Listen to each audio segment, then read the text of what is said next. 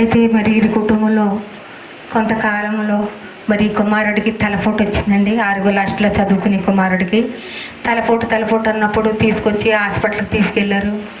మరి హాస్పిటల్లో స్టాండింగ్ తీసినప్పుడు తలకి మరి ఆపరేషన్ పడద్దని చెప్పారండి. మరి అక్కడ వాళ్ళకి చెప్పారు, వారికి తెలియ చెప్పారేమని వేరే హాస్పిటల్కి తీసుకెళ్లారు.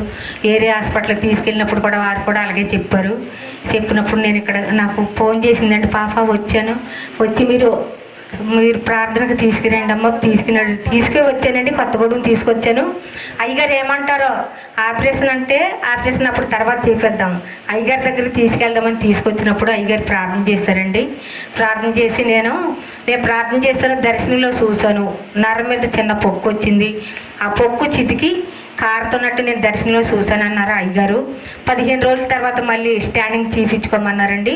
15 రోజులు అయ్యాక మరి స్టాండింగ్ తీపించినప్పుడు పొక్కు లేదని డాక్టర్లు చెప్పారండి. చెప్పినప్పుడు మరి కూడికి ఇక్కడ ఏర్పరచుకుందామని మేము మొక్కుకున్నాము. వాళ్ళ నాన్నగారు మరి పుట్టినరోజు అప్పుడు మరి నా తండ్రి మరి ఎన్ని సంవత్సరాలకే 13వ సంవత్సరం అంటండి ఇది. నా కుమారుడికి నెత్తి మీద కత్తి పడకుండా, ఆపరేషన్ పడకుండా స్వస్థపడితే దేవుడు మరి నేను ఇక్కడ కోడికి ఏర్పరచుకుని నా కుమారుడి పుట్టినరోజుని మరి 13 ఏళ్ళు, ఎన్ని సంవత్సరాలు అయితే అన్ని వేలు కానుకెత్తనని ఆయన మరి అనుకున్నాడని నిబంధన చేసుకున్నాడు. మరి ఈరోజు ఇలాగ అయ్యగారిని రమ్మంటాం ఎక్కడ ఇలా జరిగిందండి కోడికి. ఈ చిన్న సాక్ష్యం దేవుడు దీవించి ఆశీర్వదించాడు.